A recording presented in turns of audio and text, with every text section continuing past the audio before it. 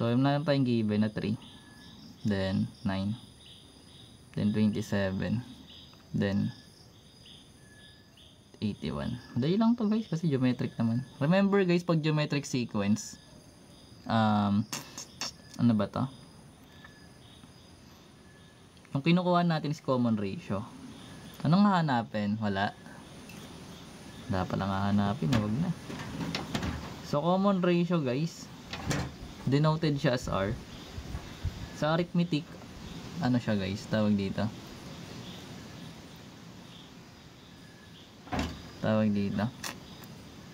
Sa arithmetic common difference, so sa geometric common ratio.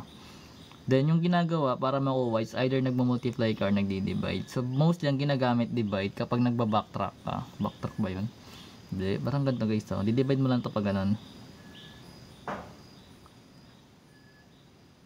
Ayun na, may arrow na, ibig sabihin doon ka mag-start sa buntot papunta sa arrow. Then kapag pare-parehas yan guys, ibig sabihin tama. So which means magkakaroon ka ng R is equals to A sub 2 divide A sub 1. Then i-check mo siya sa A sub 3 tsaka A sub 2. Kapag parehas, ibig sabihin yung given na sequence that is geometric. Kasi sa arithmetic guys, mina-minus yun. So for example, ito. Yung 9 divide 3 guys, that is 3. Then yung 27 divide 9, that is also 3. So ibig sabihin pareha sila dito, that is geometric. Kasi yun. Then sabi daw, ang hinahanap is yung 10 term. So A sub 10. Hindi. Charot. Mas mahirap probability statistic. Hala, lakas ang hangin. Anyways guys, yung pinapahanap yung A sub 10. Basic lang to guys kasi may formula naman. Kasi kung walang formula, mahirap. Pero pwede mo siya i-multiply pa isa-isa. Like, mag-multiply ka lang ng 3. 81 times 3, that is 243. 240 times 3, makakuha mo yun hanggang makapunta ka sa 10 term. Pero meron tayong formula for geometric. That is A sub n is equals to A sub 1 times R raised to n minus 1. So, we're gonna find A sub 10. So, replace lang yung n as 10. Then, yung A sub 1, remember that is first term, which is 3. Then, R we already get it as 3. Then, n is 10 minus 1. So, from here, need to subtract the exponent. That is 9. Then, before we multiply, we need to do the exponent first, diba? Based sa PEMDAS. So, let's copy 3. Then, what is 3 raised to 9? Dami yan. So, 3 times 3 is 9. Times 3, 27. Times 3, 81. Times blank. Hindi ko na alam. So, ilan ba sagot doon? Manu-manuhin ko na lang para isa lang example natin.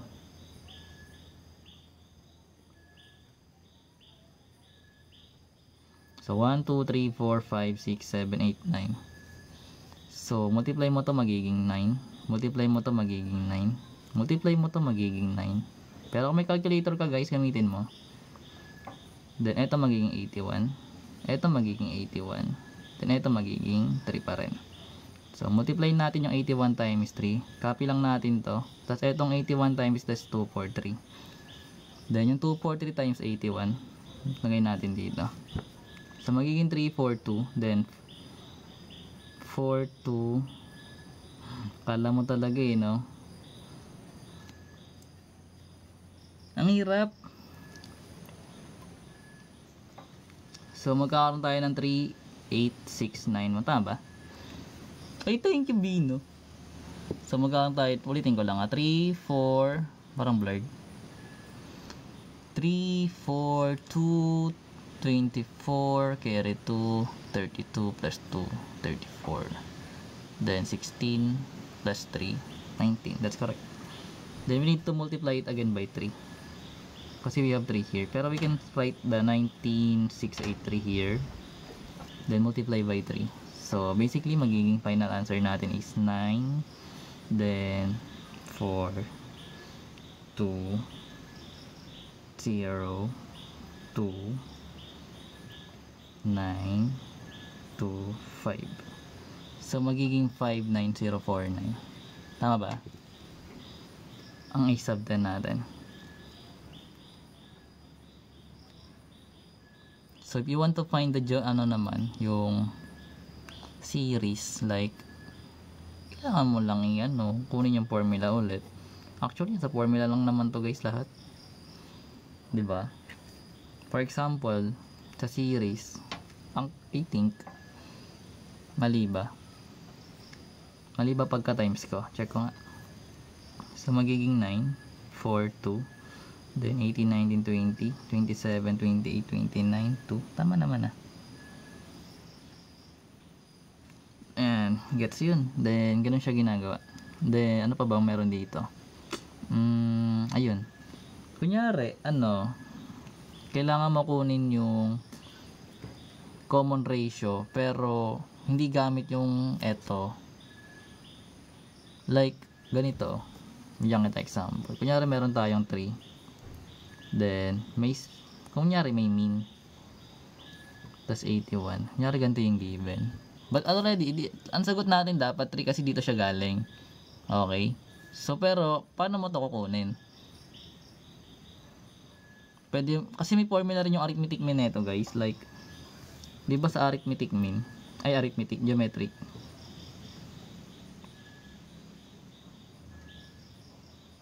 may formula siya, square root of a times b. Eto guys, parang siya sa arithmetic pero kailangan may middle term ka. Pero kung wala kang middle term, babalik ka sa formula, ibig sabihin kasi kukunin mo yung r. Oo, ganun mo siya gagawin. Pero kung may middle term ka, pwede mo to gamitin. For example, meron tayong 1, then blank, then 4. So ito may middle, so pwede mo to 1 times 4 para makuha mo to, then square root mo. So magkakaroon ka ng square root ng 1 times 4, that is square root of 4. So magiging to. Parang ganon pag may middle. Pero pag walang middle term guys, babalik ka sa formula. Ganon din yung sa may arithmetic. Anyways, check natin syempre. Pero subscribe muna kayo guys. Ayun nyo mag-subscribe, di wag. So a sub n is equals to a sub 1 raised to r raised to n minus 1. Then sa case na to guys, kasi yung kailangan natin kunin is yung common ratio kasi wala nga siya middle term. So sa case na to, pa-plug lang natin yung a sub n, that is 81, yung last term yun guys. Then yung a sub 1, that is 3. We don't know the value of r, but yung n natin is kung pang ilang term yung 81 natin. Sabig sabihin magiging 4. Gets dapat natin yun, minus 1. Then sa case na to, simplify lang natin muna exponent. So magkakaroon tayo ng 3r cube. Then divide lang natin both by 3 para ma-eliminate yung 3. Hindi. Tapos magiging 27 to guys, is equals to r cube. Then sa case na to guys, para ma-eliminate yung cube, paano yung ma-eliminate pala? Puro ako lang nagsasalita. Ay, charot. Dali na guys. Anong gagawin para ma-eliminate yung cube? Iko-cube mo siya both side. Pag kinube natin to guys both side, magiging raised to 9 yan. O, magkaiba yung cube sa cube root. Para siyang square sa square root. So, di ba ang cube 3? Yung cube root, ganyan. Ibig sabihin makakancel yung cube ng cube root. Then yung square root ng square root. Yung square ng square root, parang ganun. So, ibig sabihin kunyari meron tayong para matanggal tong square root, kailangan mo ng squared para makancel, parang ganun. Then syempre kung meron kang x cube, para matanggal yung cube root mo yan. Kailangan parehas lagi yung index sa exponent. Yun. Anyways, ibig sabihin kailangan natin to cube root both side. Pag square root kasi guys yung ginawa mo dito, like meron tayong r cube, then in square root mo lang to, dito makakancel, magiging lang to, may matitira ka pa dito na r. Anyways, bahala ka, hindi mo yung nuggets. Samain. Then cube root natin yung both side. Yan. Hindi siya divide, cube root. So magkakaroon tayo ng r. And we already know that cube root of 27 is 3, di ba? So, kaya siya nagkaroon ng 3. Then, after that, multiply mo lang doon. Kasi geometric. Sabi ko sa'yo, magka-times ka. Andito na si Idol. Magiging 9. Then, 927. So, gano'n siya ginagawa. Pag-arithmetic. Ano pa ba? Pwede dito.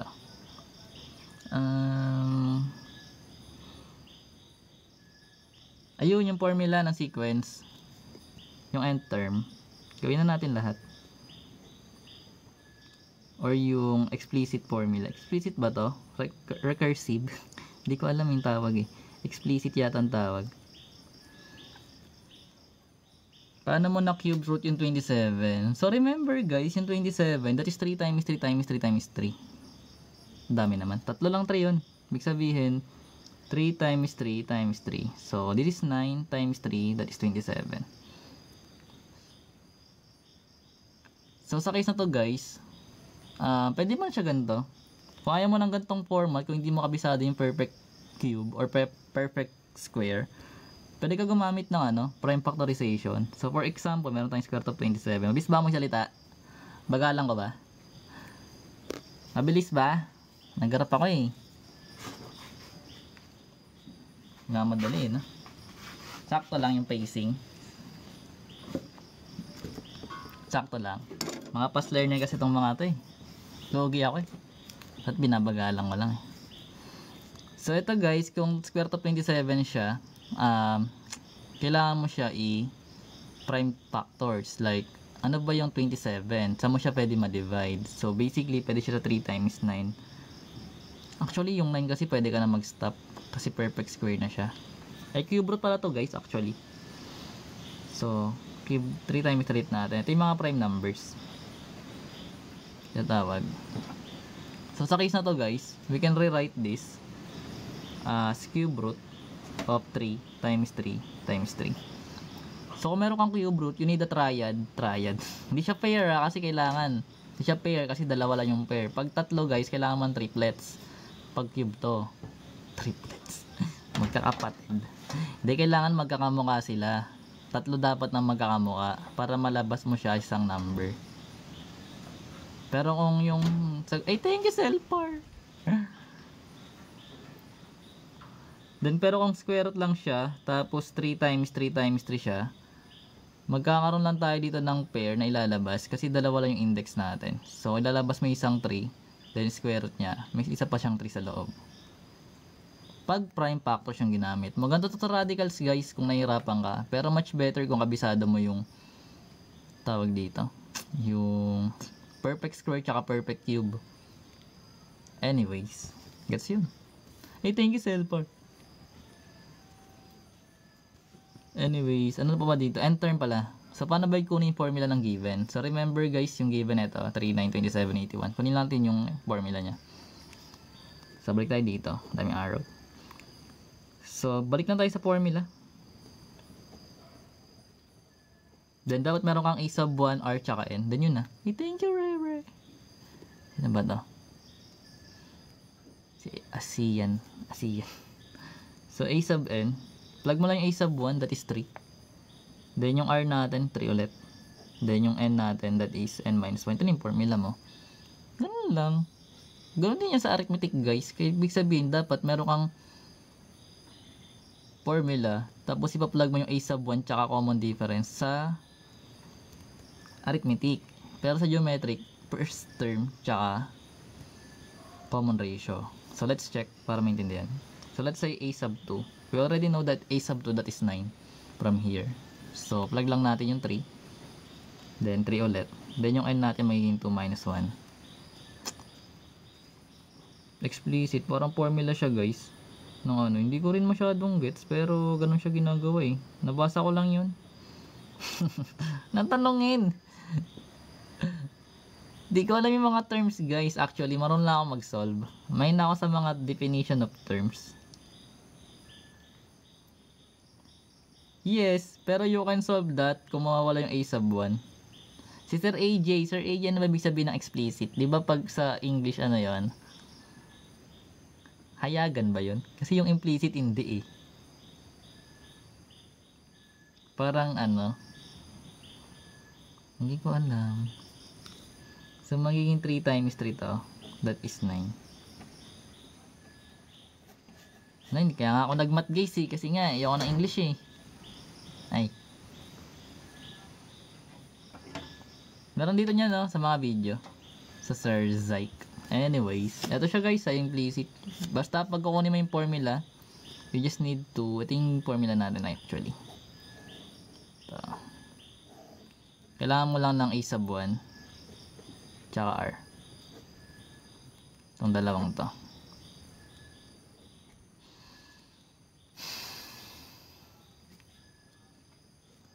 Hey, thank you so much guys. Gabago boses na. Ano pa ba meron dito? Arithmetic mean, geometric mean, geometric sequence, and term. Then yung pagkuha ng R. Ano pa meron dito? A sub 1. Ganun din kung A sub 1 kukunin mo. Like, kung wala ito, mag-backtrack, kunin mo yung R. Kunyari ito yung given. Wala kang A sub 1. Hindi ko siya ma-explain ng ano. Hey, thank you so much guys. Basta ganun siya ginagawa. Gets na yun guys. Meron na ako nito guys dito sa ano, sa YT. Madami ako niyan. Pakita ko nga sa inyo.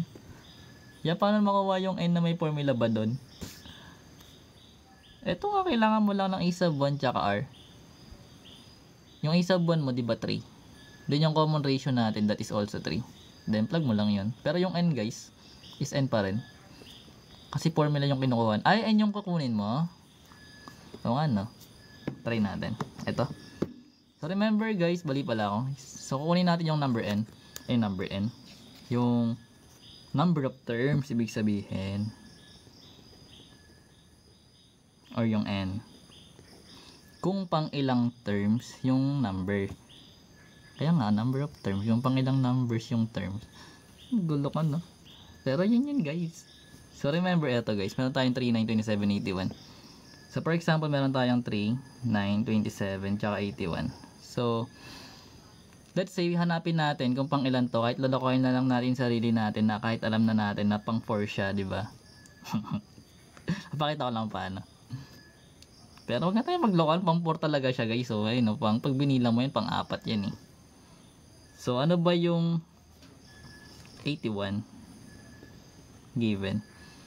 Diba? Tapos meron tayong ratio, ginamit na natin yung as pa ganon. So meron tayong R, that is 3. Then yung A sub 1 natin, that is also 3. Okay? So yung hinahanap natin is yung N, or yung N, number of terms, kung pang ilan yung 81. So pag binilang mo siya, basic na basic 4, dapat yan, sagot natin ha. Pero lagay mo lang ulit sa formula guys. Ganun lang naman lagi, yung kasi babad ka dito kung arithmetic, pang 4 nga siya guys, kasi nga pang 4 siya pag binilang natin. Diba? Pero kaya nga, pero gusto natin ipakita, kunyari kasi may missing dito guys, like ganito yung given na, kunyari may given na paano ba yun? Kunyari merong 3, 9, 27 tapos 59049. Oh, ganun ga, isang ka Sir Jomer. Hanapin mo to, bibilangin mo siya dito. So hindi, sabihin gagamitan mo siya ng formula. Pero alam natin pang 10 kasi dito yung galing eh. Pinaikot-ikot lang sa isang given guys, then bahala kayo dyan. Pag hindi naintindihan, tanong lang. Then yan, anyways, pang 4 terms, sabi sabihin ito yung given natin. Lagay natin sa 81, yung 3 sa A sub 1, yung 3 ulit, then yung N minus 1.